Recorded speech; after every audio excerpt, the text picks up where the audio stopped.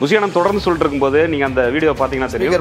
ஆமா, போகாத, மேல ஏறாத, கொஞ்ச நேரத்துக்கு கம்மி மறுபடியும் நீ வேற நேரங்கள்ல எப்படி வேணா இருந்துக்கோ. எல்ஐடி மேல நண்பா கொஞ்சம் இறங்கு, கரண்ட் கிட்ட எல்லாம் போவாதீங்க, அது கிட்ட எல்லாம் நிக்காதீங்க, ஸ்பீக்கர் கிட்ட நிக்காதீங்க, எல்இடி அதுகிட்டயே நிக்காதீங்க, டிவி கிட்ட நண்பா. அங்க பாரு நீ விசிறிக்கினே இருக்கிற பாரு, கொஞ்சம் இப்படி வா, ஃபேனு கிட்ட வா. இன்னொரு பக்கம் புஷியானந்த், நாம கூட சொல்லுது ரசிகர் பட்டாளன் புஷியானந்த் வந்து அந்த அரங்கத்துக்குள்ள ஏன் சேர தூக்குற, சேர ஏன் தூக்குற, கீழே வைக்கிறாரு. ஏன் சேர தூக்குறீங்க, சேர வை, எதுக்கு தூக்குறீங்க, என்ன காரணம், இப்பதானே சொன்ன, வைங்க சேர கீழே வைங்க, முதல்ல கீழே வைங்க. அரண் செய்திகளுக்கு வணக்கம். நான் மதன் நெறிவுலகன். நமது சிறப்பு விருந்தினர் ஃபிரோஸ் பாபு அவர்கள். நிறைய விஷயங்கள் வாதிக்க இருக்கிறோம், அவரை வரவேற்கலாம். வணக்கம் தோழர். வணக்கம் தோழர்.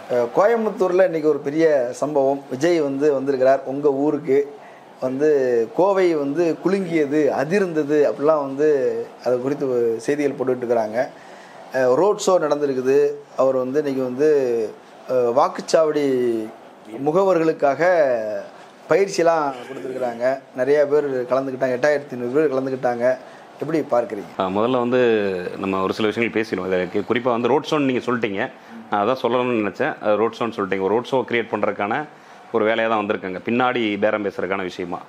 இப்போ இது நீங்கள் சொன்ன மாதிரியே இது ஒரு வாக்குச்சீட்டு முகவர்கள், பூத் கமிட்டி ஏஜென்ட்டுக்கான ஒரு பயிற்சி பட்டறை அப்படிங்கிற அடிப்படையில் வச்சிருக்கிறதுனால ரொம்ப குறுகிய அளவில் தான் அவர் பேசினார். ஆதவர்ஜுனா கூட அண்ணா, எம்ஜிஆர் உதாரணம் காட்டி, திமுக, ஏடிஎம்முக அது மாதிரி 100 ஆண்டுகள் நாங்கள் நிற்க போகிற கட்சின்லாம் ஏதோ பேசினார். விஜய் குறைந்த அளவு பேசிட்டு அப்புறம் அதுக்குள்ளே போயிட்டாங்க. ஒரு புத்தகம் கொடுத்தா சொல்லப்படுறது என்னென்னா வாக்குச்சாவடி வியூகம் அப்படிங்கிற மாதிரி ஒரு புத்தகம். அதுக்குள்ளே ஜெயிக்கிறதுக்கான எல்லா வியூகமும் இருக்கும் போல இருக்குது. ஆனால் இந்த வியூகம் இப்போ உதாரணமாக சொல்லுவாங்களே, தேங்காய் நாய்கையில் கிடைச்ச தேங்காய் என்ன பண்ணும் அப்படிங்கிற மாதிரி இல்லை, அப்படிதான் இருக்கு. கொஞ்சம் மிகைப்படுத்தப்பட்ட என்ன.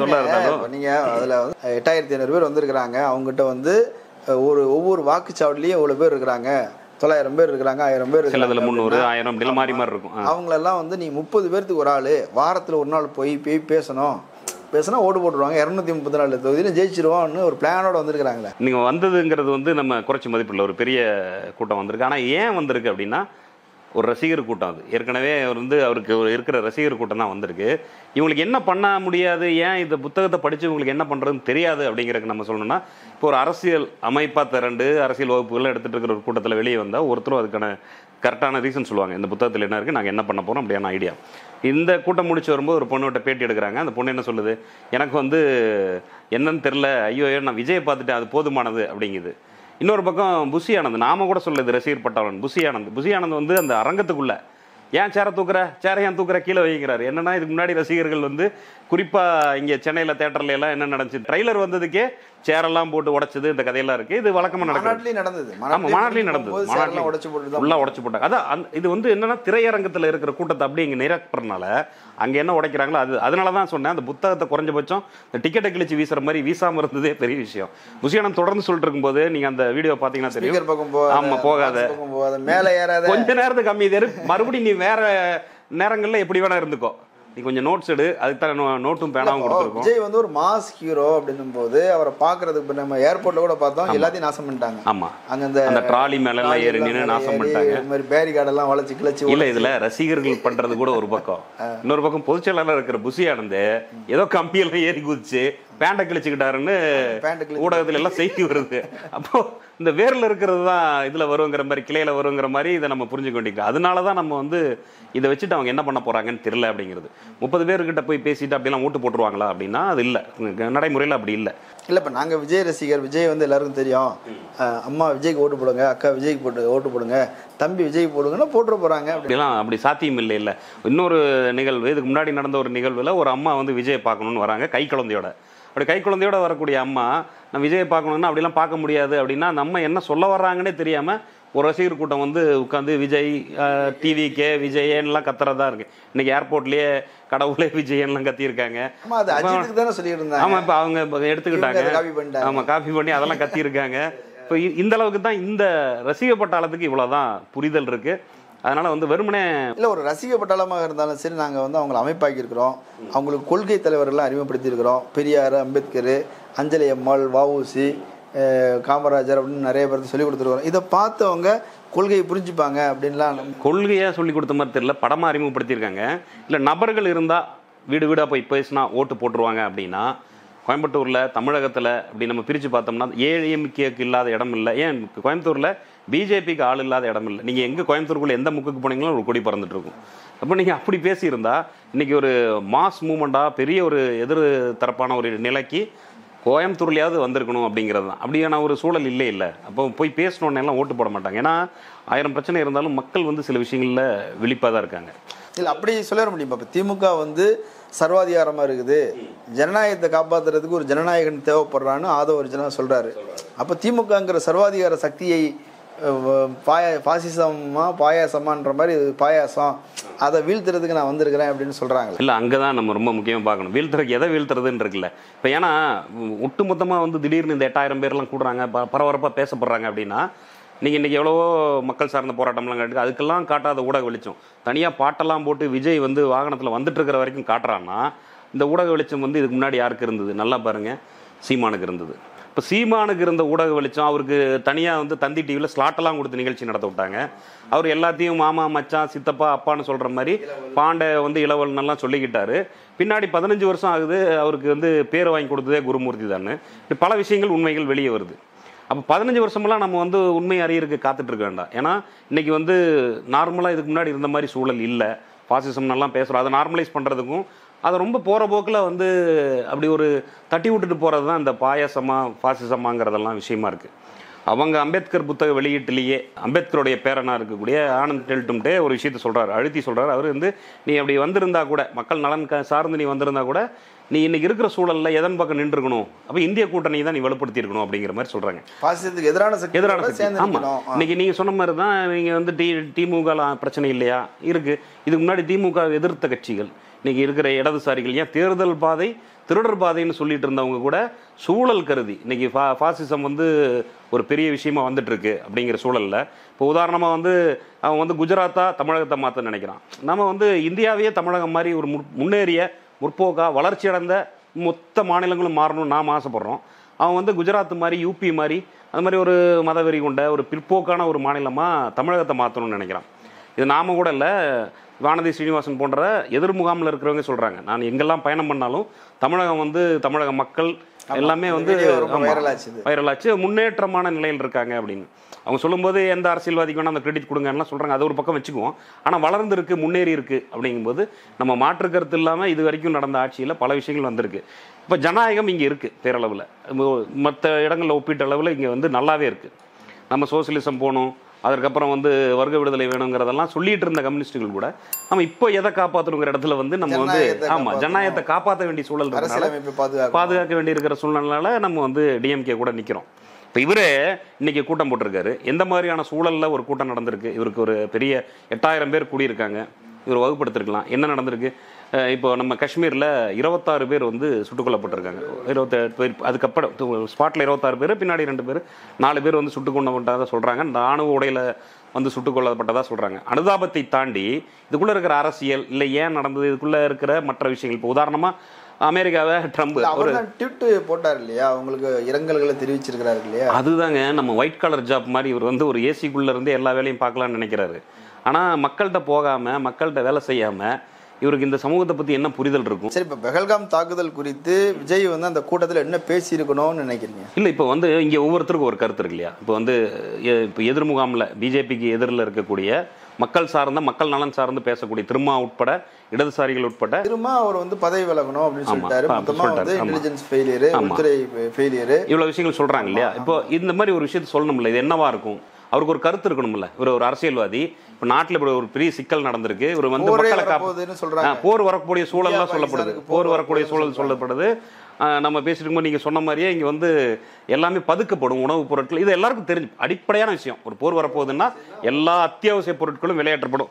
எங்கேயோ குவைத்தில் வார் நடந்த போதே இங்கே வந்து பேருந்துகள் எல்லாம் எழுதி போட்டாங்க, இந்த ஓட்டுநர் நல்லவர், டீசல் சேமிப்பு, ஏன்னா ஒரு தட்டுப்பாடு வருது அப்படிங்கிறனால. அப்போ இதெல்லாம் வந்து பரிசீலிக்கணும்ல.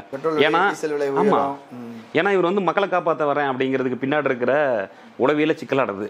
ஏன் அப்படின்னா இதுக்கு முன்னாடி இவருக்கு என்ன ஆளுமை இருக்குங்கிறது நடிப்பை தவிர அதில் வந்து தெரியாது. ஒரு நல்ல என்டர்டெயின்மெண்ட், பெரிய நல்ல இருக்கலாம். இல்லை இல்லை அதான் சொல்கிறேன், ஒரு நல்ல என்டர்டைன்மெண்ட் சினிமாவாக வந்து நானே ரொம்ப நேரம் ரசித்து பார்ப்பேன். அவர் ஆடினாலோ சினிமாவில் நடித்தாலோ கண்டிப்பாக ஒரு நல்ல என்டர்டைனர். ஆனால் வந்து அவருக்கு வந்து தனிப்பட்ட முறையில் உதாரணமாக குடும்பம் நடத்தி அல்லது வந்து ஏதாவது ஒரு தயாரிப்பு நிறுவனம் நடத்தி, இல்லை குறைந்தபட்சம் விஜயகாந்த் வந்து இருந்தார், இப்போ விஷால் கூட இருந்திருக்கான், இப்போ இந்த நடிகர் சங்கம் இந்த மாதிரி ஏதோ ஒரு நடிகர் சங்கத்திலேயே நிறைய பிரச்சனை இருக்குது, அதெல்லாம் சரி பண்ணுறதுக்கு கொஞ்சம் முயற்சி பண்ணி அந்த ஒரு ப்ராசஸ்ல இருந்து அந்த ஒரு ப்ராக்டிஸ்ல இருந்து ஒரு அடுத்தடுத்துக்கு வந்திருக்கலாம். அப்போ எந்த விதமான ப்ராக்டிஸும் இல்லாமல் திடீர்னு ஒருத்தர் உலகத்துல இருந்து நான் வந்து என்னன்னா, இப்போ ஆரம்பத்துல இருந்து எஸ் சந்திரசேகர் தான் இவருக்கு படத்தை இயக்குனாரு, அவர் தான் சொல்லி கொடுத்தாரு, ரசிகர் மன்றத்தையும் அவர் தான் ரன் பண்ணாரு, படத்தை வந்து இப்போ கதை கேட்கறதுல இருந்து டைரக்டரை முடிவு பண்ற வரைக்கும் அவரே எல்லாத்தையும் பார்த்துக்கிட்டாரு. அதனால அவருக்கு வாய்ப்பு இல்லாமல் போயிருக்கும் அப்படின்னு சொல்ல முடியாதா? அதுக்கப்புறம் புஷி ஆனந்த் விட்டார் இல்லை, அவர் அதை ஆளுமை எடுத்து பண்ணியிருக்கணும். அப்போ இதுக்கு போயிருக்கலாம்ல. இப்போ நடிகர் சங்கத்தில் நிறைய பிரச்சனை இருந்தது, இப்போ சமூகத்தில் பிரச்சனை இருக்கிறனால தான் காப்பாற்ற வரேங்கிறார் இல்லையா, அதற்கு போயிருக்கணும். ஆகுனா இவங்க அடுத்தது என்ன சொல்லுவாங்க, எங்களுக்கு வந்து இப்போ ஏன்னா இவர் ஆதவ அர்ஜுனா அடிக்கடி சொல்கிறாரு, நாங்கள் வந்து எம்ஜிஆர் வரலையா அண்ணா வரலையா அப்படிங்கிற சொல்கிறாரு. இப்போ என்னென்னா 1967 ஒரு புரட்சி நடந்து அண்ணா வந்து அதிகாரம் வந்தது போல, 77 வந்து எம்ஜிஆர் வந்தது போல நாங்கள் வந்துடுவோம், அதுக்கு ஒன்று கிரவுண்ட் உருவாயிருச்சுன்னு சொல்கிறாரு. அதுதான் தோழர் சொல்லும்போது ஒற்றை வார்த்தையாக இருக்குது. 67 அண்ணா வந்துட்டார், 77 எம்ஜிஆர் வந்துட்டாருங்கிறது ஒற்றை வார்த்தையாக இருக்குது சொல்லும்போது. ஆனால் அதற்கு முன்னாடி 30 ஆண்டு காலம் வந்து அண்ணாவுக்கு ஒரு வரலாறு இருக்குது, அண்ணாவோட பயணித்த எம்ஜிஆருக்கு ஒரு வரலாறு இருக்குது. வெறும் இந்திய எதிர்ப்பு போர் இல்லாமல் அதற்கு முன்னாடியே அமைப்பை கட்டி கட்சிக்கு ஆதரவு அளித்து அவங்கள வந்து 10-15 சீட்டு வெற்றி பெற வைத்து அதற்கு பின்னாடி வந்து இவங்க ஜெயிச்சது வந்தது அப்படிங்கிறது தான். ஆமாம், ஜெயிச்சாங்க. இதெல்லாம் அந்த இந்த ப்ராசஸில் தான் அவங்க வந்து ஒரு ஆட்சி பிடிக்கிறாங்க. அதே போல் எம்ஜிஆர் வந்து பிரிஞ்சு வந்ததுக்கு பின்னாடி அவருக்கும் ஒரு நீண்ட ஒரு அரசியல் பின்னணி இருக்குது. அண்ணாவுடைய பயணிக்கிறாரு, அதுக்கப்புறம் சினிமாலையும் ஃபேமஸ் ஆகிறாரு, இதுலேயும் அமைச்சரவை வரைக்கும் பங்கு எடுக்கிறாரு. அதுக்கு பின்னாடி தனியாக வந்ததுக்கப்புறம் காங்கிரஸோட சப்போர்ட்டில் அதுலேருந்து ஒரு 30% ஓட்டு இதெல்லாம் கொடுக்கறதுக்கு முன்னாடி அவர் ஒரு ஆட்சி பிடிக்கிறாரு. ஸோ இவ்வளோ ப்ராசஸ் இருக்குது இதில். ஆனால் எதுவுமே இல்லாமல் நீங்கள் வந்து திடீர்னு வந்து அதுவும் எந்த மாதிரியான ஒரு சூழல், இப்போ நான் ஏற்கனவே சொன்ன மாதிரி ஒரு ஃபாசிச சூழல், அது வந்து ஃபாசிச சூழல் விவாதங்கள் சமூகத்துக்குள்ளே எழுந்து நம்ம குறிப்பாக தமிழ்நாட்டில் கேரளால எல்லாம் நாம் வந்து வட இந்தியா மாதிரி ஆயிடக்கூடாதுங்கிற அளவுக்கு மக்கள் வந்து ஓட்டு போடுறதில்ல. மாற்று அரசியலில் இருக்கிறவங்க கூட திமுக கூட்டணி ஆதரித்து ஓட்டு போடுறதுங்கிற அளவுக்கு ஒரு முன்னகர்ந்துட்டு இருக்கும்போது அப்பட்டமாக நம்ம வந்து இப்போ வந்து விஜய் கொண்டு வரப்பட்டாரா இல்லை யார் மூலமாவது வந்தாரா, என்ன அவரோட அஜெண்டா என்ன, சந்தேகப்பட்டுட்டே இருக்கு. அதான் அந்த அஜெண்டா என்ன, இதெல்லாம் தவிர்த்து உடனே பிடிஎம்னு சொல்லிடுறது. அப்போ சீமான பிடிஎம்ங்கிறது, விஜய் வந்தா பிடிஎம்ங்கிறது. இன்னைக்கு சீமான் பிடிஎம்ங்கிறது நம்ம மட்டும் சொல்லலை, அது அம்பலமாயிருச்சு. அது ஒரு பக்கம் வைப்போம், இவரையும் அந்த மாதிரி அம்பலமாகிற வரைக்கும் வெயிட் பண்ணணுமா ஒரு ப்ராசஸில் நம்ம யோசிப்போம். ஏன்னா இப்போ இதுலேயே பேராசிரியர் ஸ்ரீனிவாசன்கிறவர் சொல்கிறார், பிஜேபி சேர்ந்தவர். அவர் வந்து பேராசிரியர்னு கல்லூரி பேராசிரியர் அல்ல, அவர் ஒரு ஜோசியம் பார்க்குறவர், கொஞ்சம் கார்பரேட்டாக ஜோசியம் பார்க்குறனால பேராசிரியர் ஸ்ரீனிவாசன் அவரே சொல்கிறாரு, விஜயோட வருகை வந்து எங்களுக்கு சாதகமானது, எங்களுக்கு ரொம்ப சப்போர்ட்டிவாக இருக்கும் அப்படிங்கிறது. எப்படி அது கணிக்கிறாங்க, ஓட்டு போட்ட பிறகுதான் தெரியும். அதான் இப்போ என்னென்னா ஒரு ஆல்ரெடி இந்த கிரவுண்டில் இந்த பிரச்சனை இருக்குது, ஃபாசிசம் ஜனநாயகத்துக்கான இதுன்னு ரெண்டு பக்கமாக நிற்கிறாங்க. இதில் வந்து குழப்பமடைந்த மனநிலையில் இருக்கும். அப்புறம் வந்து நம்ம சிறுபான்மை ஓட்டுகள் இதெல்லாம் இருக்குது. இதெல்லாம் வந்து வேற ஒரு பக்கம் பிரிக்கிறது இருக்கு இல்லையா, அந்த வேலையை திறம்பட விஜயோட கட்சி செய்யவும் செய்யும். ஒரு 5% ஒரு 7% ஓட்டு சொல்றீங்க. இப்போ அவர் பெரியார் பேசுறாரு, அம்பேத்கர் பேசுறாரு, காமராஜருங்கிறாரு, அஞ்சலி அம்மாளுங்கிறாரு, வேலுநாச்சியாருங்கிறாரு. மக்கள் நலன் தான் எங்களுக்கு, அதுக்காக தான் வந்திருக்கு. இது வெறும் வந்து ஓட்டு போடுறதுக்காக மட்டும் வரல, மக்களோட கனெக்டிவாக இருக்கணுங்கிறத கற்றுக்கிறதுக்காக வந்திருக்கிறோம். அந்த அளவுக்கு சின்சியராக ஒரு கூட்டத்தை நடத்தி இருக்கிறாங்க. நம்ம அப்படி பேசுறதா இப்போ வரைக்கும் பெரியாருங்கிற பேரை பேசியிருக்காரு, ஆனால் பெரியாரோட கொள்கையாக என்ன பேசினாருங்கிற மாதிரி எனக்கு நான் பார்த்த வரைக்கும் எதுவும் இல்லை.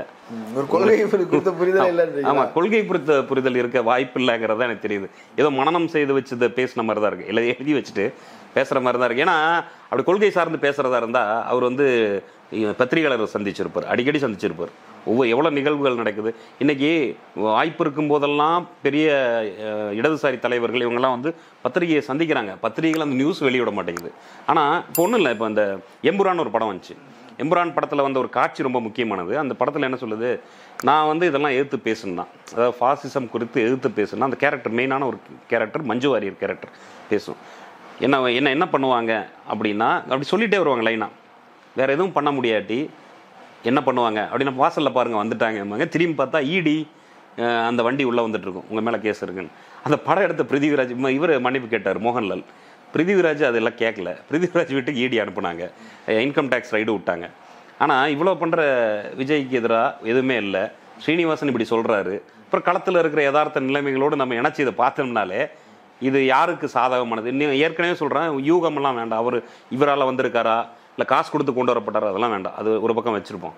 ஆனால் இயல்பாக இவருடைய செயல்பாடுகள் யாருக்கு சாதகமான இருக்குங்கிறத பார்த்தாலே விமர்சிக்கல, பகல்காம் தாக்குதல் விமர்சிக்கலங்கிறதுனாலேயே ஒருத்தர் சந்தேகத்தோட பார்க்கறது, திமுக ஓட்டெல்லாம் பிரிச்சிருவாங்கன்னு எப்படி நீங்க வந்து இது அதுதான் இன்னைக்கு இருக்கிற சூழல்ல ஒரு அரசியல் புரிதல் இருக்கிற முடிவு. தலித்துகள்கிட்ட வந்து ஆதரவு இருக்குது, இஸ்லாமியர்கள் ஓட்டை பிரிக்கணுங்கிறது இல்லை, எடுக்கணுங்கிற ஒரு முனைப்பு அதில் இருக்குது. அப்போ அவர் போறாரு, போய் அந்த இதெல்லாம் சொல்றாரு, இஸ்லாமிய ஸ்லோகன்லாம் சொல்றாரு. அப்போ இஸ்லாமியர்கள் ஓட்டை வாங்கணும், சிறுபான்மை ஓட்டை வந்து வாங்கணும் அப்படிங்கிற ஆர்வம் அதில் இருக்குதுங்கிறதுனால சந்தேகப்படுறதான்னு கேட்குறேன். இல்லை ஆர்வம் இருக்கிறதுனால சந்தேகப்படல. சினிமாவில் இருக்காருங்கனால மனநம் செஞ்சு பேசியிருக்கலாம். இல்லைன்னா அந்த ப்ராம்ப்ட் கேட்டு பழக்கம் இருக்கும், இந்த ஜிப்ரிஸ் மொழியெல்லாம் பேசியெல்லாம் பழக்கம் இருக்கும்ல, அதனால அதை சொல்லியிருக்கலாம். அதுக்குள்ளே போக விரும்பல. ஆனால் என்னன்னா நடைமுறையில் என்னவா இருக்குது அப்படிங்கிறது தான் திரும்பவும் நான் சொல்கிறேன். அது யாருக்கு சாதகமான இஸ்லாமியர்கள் மீது வகுப்பு வாரிய திருத்த சட்டம் வரும்போது நாங்கள் தான் வந்து கோர்ட்டுக்கு போய் வாங்கணும் அப்படின்னு சொல்கிறாரு. அப்போது அது கிளைம் பண்ணிக்கிற உரிமை இருக்குல்லான்னு கேட்குறேன். இதுவே எவ்வளோ பெரிய பொய் பாருங்க, இதில் எவ்வளோ பெரிய அயோக்கியத்தனம். கிட்டத்தட்ட நிறைய பேர், கிட்டத்தட்ட ஒரு 500 வழக்குகள் வந்து அதில் போடப்பட்டிருக்கு. ஆனால் அந்த வழக்கில் இந்த விஷயம் தீர்ப்பு வந்தது வந்து ஒவைசி வாசஸ் ஸ்டேட்டுங்கிற விஷயத்தில் தான் வழக்கு வந்திருக்கு. இப்போ இன்னொருத்தருடைய உழைப்பு, இன்னொருத்தருடைய விஷயத்தை தனதாக சொந்தம் கொண்டாடுறதுங்கிறதே எவ்வளோ பெரிய மோசமான திருட்டு. இன்னொன்று ஊழலை ஒழிக்க வந்தேங்கிறாரு. இவர் ஏன் கோயம்புத்தூரில் இப்போ இந்த மாநாடு நடத்துகிறாரு? மார்ட்டின் வந்து அவருக்கு பணம் கொடுக்கறதா சொல்லப்படுது. பணம் வந்து இல்லை, அவங்க எல்லாருக்கும் கொடுக்கறதுங்க செய்வாங்க. பணம் விரும்பி கொடுக்குறாங்களா, இல்லை யாராவது டெல்லியிலேருந்து கொடுக்க சொன்னாங்களா, இல்லை ஆதவரஜனாவோட இனிஷியேட்டில் இது நடக்குதா அப்படிங்கிற நமக்கு தெரியல. மாமனார் கொடுக்குறாரு. அது எந்த இனிஷியேட்டிவ் நடந்தாலும் மார்ட்டின் ஏன் பணம் கொடுப்பாரு? அவர் மீண்டும் லாட்டரி கொண்டு வரணும், மக்களை சுரண்டணுங்கிற விஷயம் தான் இருக்க போகுது. அப்போது ஊழலை ஒழிக்க வரடி எந்த மாதிரி ஆள்கிட்ட நீ மக்களுக்காக வர, இப்போ இதை பண்ணிட்டு இருக்கிற ஒருத்தர்கிட்ட போய் பணம் வாங்க போற. இன்னொரு பக்கம் உன்னை பற்றி என்ன பேசுகிறாங்க, ஏடிஎம் கேட்ட பேரம் பேசிட்டு இருக்க நீ வந்து, அதுல என்ன தவறு இருக்குதுன்னு கேட்குறாங்க. எனக்கு இவ்வளோ செல்வாக்கு 20% ஓட்டு இருக்குது, தப்பு இல்லை, 17 சீட்டு தாங்க, இவ்வளோ அமௌண்ட் தாங்கன்னு கேட்குறாங்க. அது அவருடைய நிலைப்பாட்டிலேருந்து தப்பு இல்லை. ஆனால் ஊழலை ஒழிக்க வந்தவர், நான் வந்து உங்களெல்லாம் கூட அடமானம் வச்சுட்டு இத்தனை பேர் வந்துட்டாங்க பாருங்க, ஊழல் ஒழிப்போம் வாங்கன்னு எல்லாத்தையும் கூப்பிட்டு வந்துட்டு என் பின்னாடி இத்தனை பேர் இருக்காங்க, எனக்கு இவ்வளோ அமௌண்ட் கொடுங்க, இவ்வளோ சீட்டு கொடுங்கிறதான ஒரு பெரும் ஊழலால். இல்லை, ஏடிஎம்கே அதை எல்லாருக்கும் செய்ய தானே செய்கிறாங்க. ஒவ்வொருத்தருட்டையும் இப்போ பாமகன்னா அது ஒரு வீட்டுக்கே கொண்டு போய் கொடுத்தாங்கலாம் சொல்கிறாங்க. சீமான் கூட முயற்சி பண்ணதாகவும் பண்ண முடியலன்னு சொல்கிறாங்க. இப்போ அதை வந்து அம்பலப்படுத்துறது நம்ம வேலை. இப்போ எப்படி அந்த 30 பேர்கிட்ட போய் அவர் பேசுகிறாரோ அந்த மாதிரி நமக்கு பேச வேண்டியிருக்கு. அது ஊடகம் வாயிலாகவோ 1-to-1 நம்ம பேசியவணும். என்னென்னா அங்கே போய் நின்ன இந்த 8000 பேரும் வந்து நமக்கு எதிரானவங்கலாம் இல்லை, அவங்க ஒரு ரசிக மனோபாவம். ஆமாம், அவங்க வந்து ஃப்ரெஷர்ஸ், ஒரு ரசிக மனோபாவத்தில் இருக்காங்க. எப்பவுமே அந்த ரசிக மனோபாவம் ரொம்ப வீரியமாக, அது ஒரு கடவுளே விஜயங்கிற அளவுக்கு, கடவுளே அஜித்தேங்கிற அளவுக்கு கடவுளோடு நிகர்படுத்துகிற ஒரு விஷயம் தானே. அந்த அடிப்படையில் அவங்க போகிறாங்க. ஆனால் நீங்கள் போய் செய்யக்கூடிய வினைகள் இருக்குல்ல, அது வந்து சமூகத்துக்கு வந்து பெரும் விளைவாயிரும், பேராபத்தாயிருங்கிறத நம்ம அவனுக்கு புரிய வேண்டிய மொழியில் இல்லை ஏதாவது ஒரு விஷயத்தில் அவனுக்கு கடத்த வேண்டியிருக்கு. அதுக்காக நம்ம திரும்ப சொல்ல வேண்டியிருக்கு அப்படிங்கிறது தான். நீங்கள் கேட்ட மாதிரி இதில் என்ன தப்பு இருக்குன்னா அதை அவங்க பரிசீலிச்சுக்கிட்டு இது தப்பா இல்லையா, மற்றவங்களே இதை செய்யறாங்க, இது செய்யக்கூடாது, வாட் ப்ரோ இப்போ நானே இது வெரி ராங் ப்ரோன்னு வந்தவர். அவர் காசு வாங்கிட்டாருன்னா நீங்கள் சொல்லலாம், அது ஆதாரம் இருந்ததுன்னா பேசலாம். எல்லாமே யூகமாக தான் இருக்குது. நமக்கு இந்த தரப்பு சொல்றாங்க, ஏடிஎம்கே தரப்புல சொல்றாங்க, ஆமா அவங்க வந்து அதிகமான சீட்டு கேட்கறாங்க, அதிகமான அமௌண்ட் கேட்கறாங்கன்னு அவங்க சொல்றாங்க அப்படின்னு அவங்க சொல்றாங்கிற வரைக்கும் தான் நமக்கு செய்தி தெரியும். அவங்க தரப்புல இருந்து நம்ம சொல்லல. ஆனா ஒரு கட்சியை வந்து அதன் உருவாகும் போதே ஆரம்ப நிலையிலேயே ஊழல் கட்சின்னு முத்திர குத்துறது சரியான ஒரு கேள்வி இருக்குல்ல. அதான் நம்ம குறிப்பாக அதில் புரிஞ்சுக்க வேண்டியிருக்கு. ஏன் இது வந்து ஆரம்பத்திலேயே ஊழல் கட்சினா இதோட பிறப்புலையே அது பிரச்சனை இருக்குது அப்படிங்கிறது தான்.